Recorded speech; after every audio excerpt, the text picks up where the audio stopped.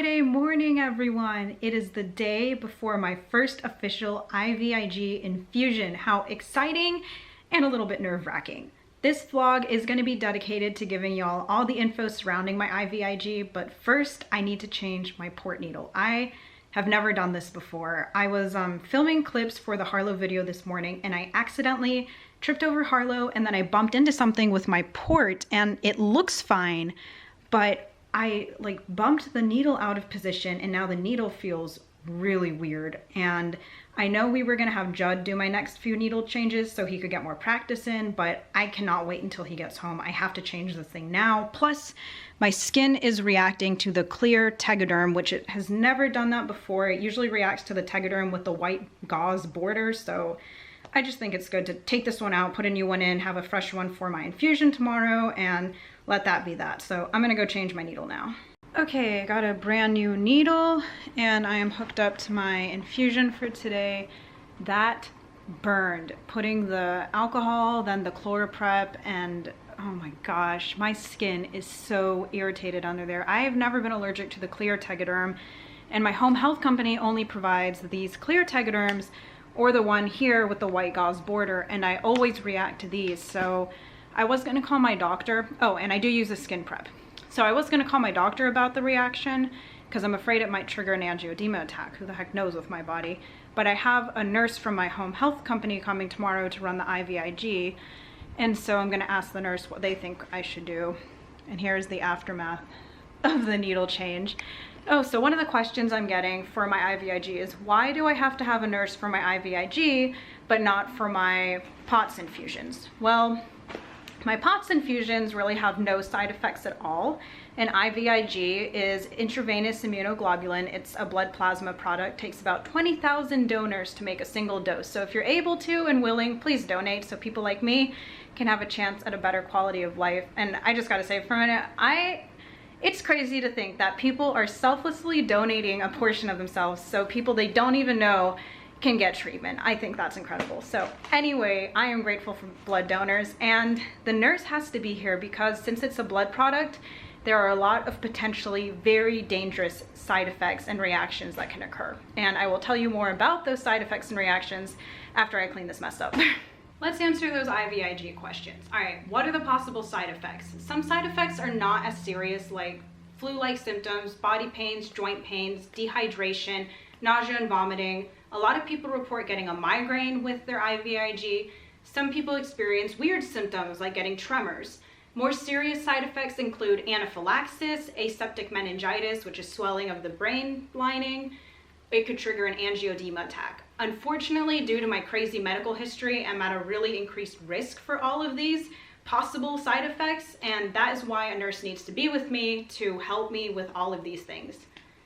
Why am I doing this at home? I thought we were trying to arrange this in a hospital. Yes, we were, but that turned into a complete nightmare. A lot of my local hospitals don't even do inpatient IVIG, and they send their patients to an outpatient infusion center. And when we were debating between outpatient infusion center and home health, we decided to go with home health because I'm gonna get one-on-one care with my nurse, and I'll be in the comfort of my own home, and my home health company sends nurses out on Saturday, and that means Judd could be here with me while I did my first infusion, and that was just a big reason to go with home health. My doctor agreed it was a good idea, and they have all of the medications that outpatient infusion centers will have at the ready. So that's why we are going with home health. Just arranging it to do it in a hospital was a nightmare. When am I gonna see results? Okay, I've been really excited to start this new treatment, and I think that might have given off the impression that I'm gonna see results right away. That's not the case. I might get side effects right away, but I'm not gonna see results right away, unfortunately. My doctor said I may see them in as soon as 2 months, but not before then. It's because it needs time to get into my system and work its way into my body.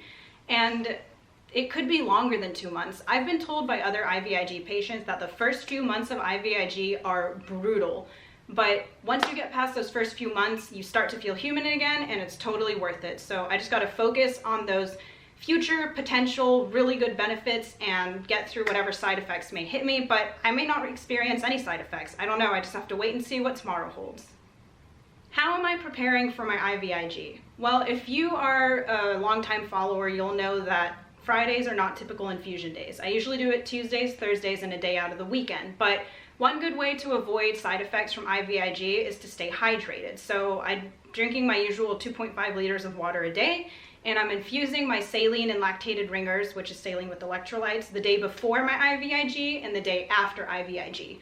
On IVIG day, I'll be getting 500 milliliters of saline before my infusion and after my infusion, and we are pre-medicating my IVIG. That means I'm getting medications before I start my IVIG.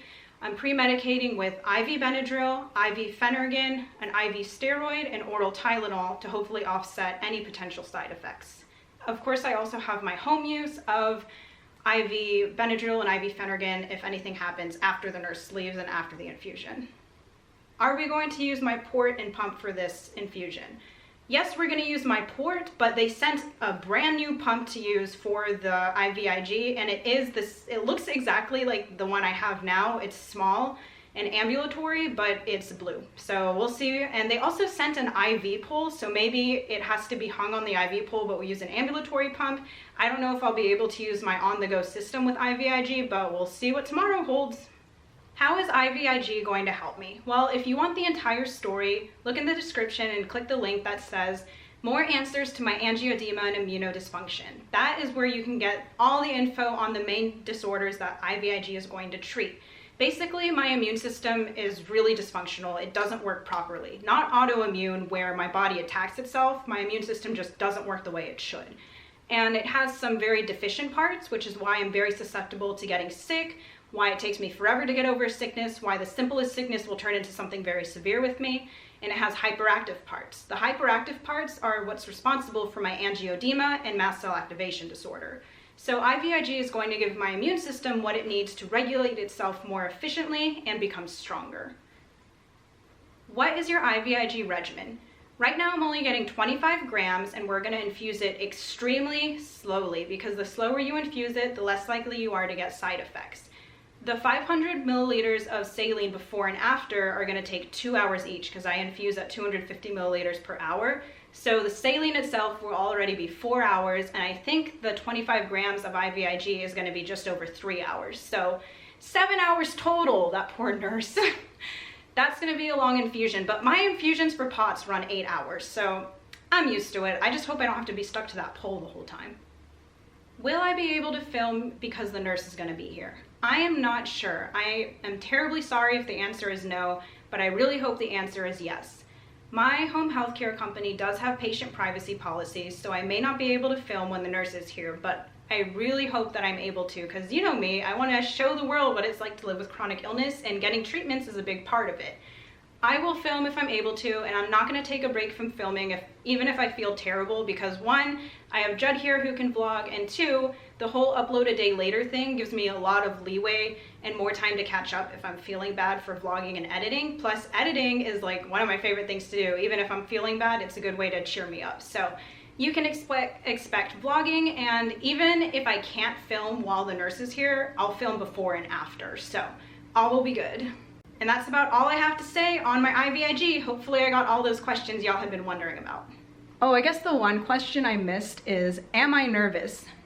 I am mostly excited to start this treatment. It seems so promising to helping me in the long run. I really feel like I'll have difficulty in the first few months, but I'm not focusing on that because honestly, I trust my doctors. I trust in God's plan. I feel like this is a part of the plan to help me improve my health. I am mostly worried that these first few months will be brutal, like people have told me, and I won't be able to attend college in the fall because of it. But like a lot of y'all have suggested, I can do one online class. I can do something. So as long as we're working on improving my health and I'm trusting in my doctors, trusting in God's plan, I think everything's gonna work out. So I am a little nervous, but I'm mostly ready to start this new chapter in improving my health. My friend Julian's here, and this is a video for people who think that service dogs don't get any love. It's a myth. This is a myth I'm breaking right now. Harlow, okay, go say hi to your friend. Hi. Happy dog. Service dogs may look bored or sad when they're on duty because they're focused. They're not bored or sad. They get lots of love, and as you can see, Harlow is a spoiled dog. She gets tons of time to have fun. Happy dog. So in yesterday's vlog, I explained why I have to keep the house so clean, and now I need to run the Roomba downstairs, but Harlow's toys are everywhere, so I'm gonna have her pick them up. Harlow, clean up. Good girl.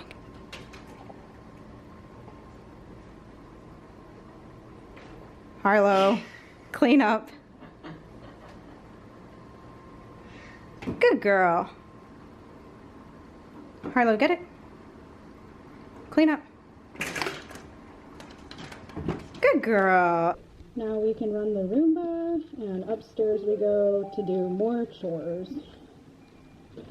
Julian and I conquered some laundry. Because he helped me, I didn't have to take as many breaks, which is awesome. Doing laundry always hurts my neck joint. And then Harlow decided to take a nap in her crate. She loves her crate. Julian went home. It was really fun to hang out with him. And now Judd is back. We are off to Walmart to do our weekly shopping trip. How was your day at work, babe? I had a great day at the sheriff's office. Yep, so now just going to do more chores. We are in Walmart and we're so thankful that it's empty. Yay! Since it was so empty, we were able to get some clips of Harlow for her Harlow video. That's awesome. Watch me. Good girl, Harlow, spin. Good girl. Harlow, watch me. Harlow, get released. Yep. Good girl. Is it ready? Good girl. Very good. Hello. Watch me. Leave it. Good girl. You leaving the other dog alone? Very good. Harlow. There was another dog here in a shopping cart and Harlow saw it. I told her to leave it. She left it. Told her to watch me. She watched me. She did really, really well. I'm proud of her.